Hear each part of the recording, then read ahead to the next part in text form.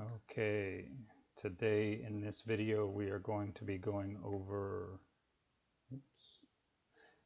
IB economics. We'll kind of be talking about higher level and standard level. So we have the subject brief, which is just kind of a two-page document giving an overall summary of the course. It's very brief, and there's not a lot of good information here except to note a couple of points. One is that 2021 was the last IB exams of the previous examination session. About every 7 years, the IB program, the International Baccalaureate, updates the curriculum, and they just make minor little changes. They pull some little things out, put some new things in, but it's mostly identical. So the past papers before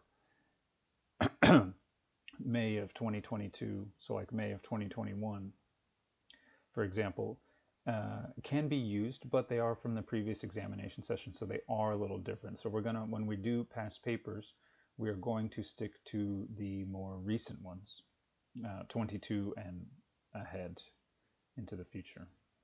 And these are like a brief breakdown of the units that it covers and the syllabus content here. You can pause this video if you want to read that some more, and we'll see that list in more detail coming up. And then how they are graded. So we have paper 1, paper 2 for the higher level, and for for higher level, they also have paper 3. The standard level does not have paper 3. So the weighting is a little different for standard level, and standard level does not have paper 3, which is going to be like the math paper, which has more calculations, formulas, stuff like that. And then the internal assessment.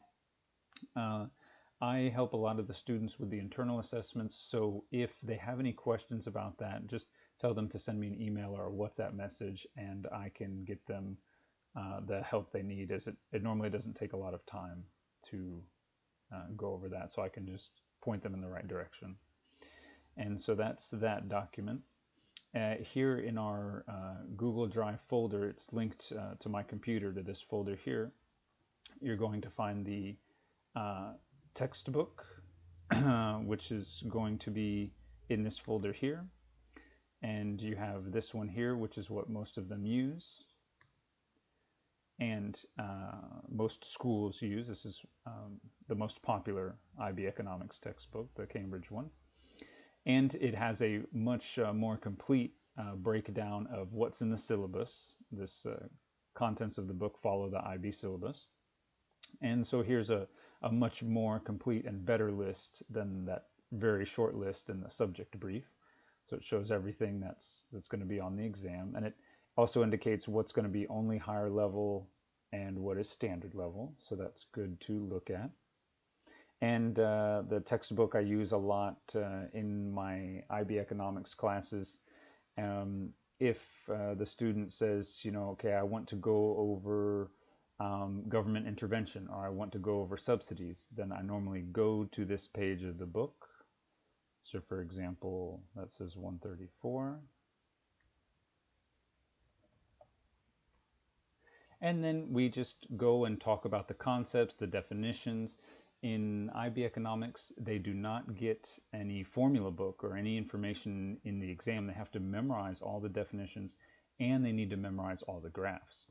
So then I normally go over the definitions and kind of the text that's in bold, and the graphs they need to memorize, explaining all of this to them and to the students, and explaining the graphs if they have any questions about that. So the textbook is a really good source. Then after going through the chapter, sometimes I go through these questions with the students as well when they are interesting. Next, we have the past papers. So for example, we have, when they start a new examination session, the IB, excuse me, the IB publishes a specimen paper, which is like a sample of what the new exam is going to be like. So this is a specimen paper, a document, a PDF that has both higher level and standard level for papers 1, 2, and 3. So that's interesting to use. But now that we are in the year 2025 of recording this video, we also have the new past papers from May 22 through 25.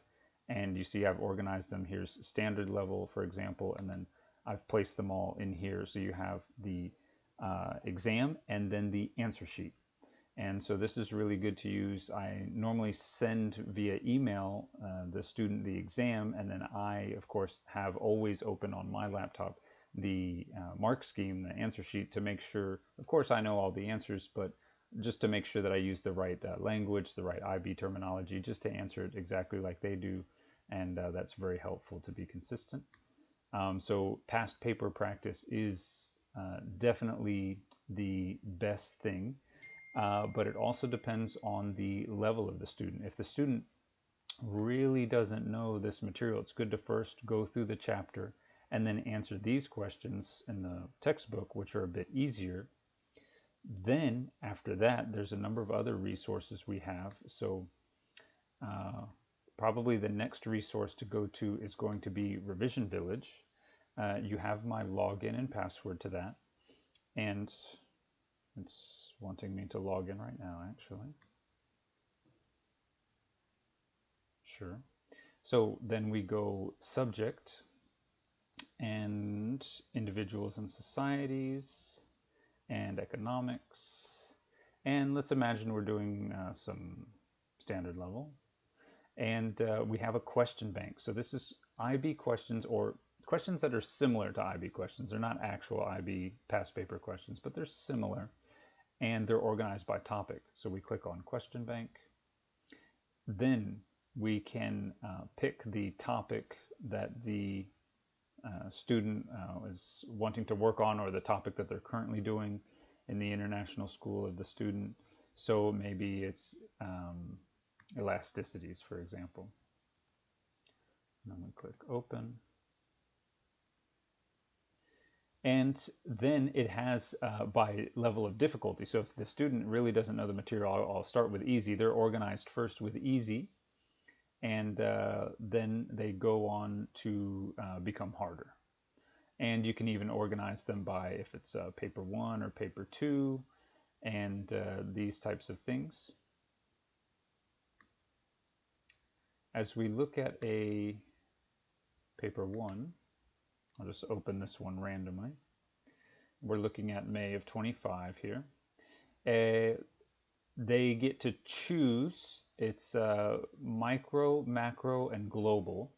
They get to choose one of the questions to answer. I always like to practice all of them when we're practicing before the IB exams, but technically they do get to choose one section.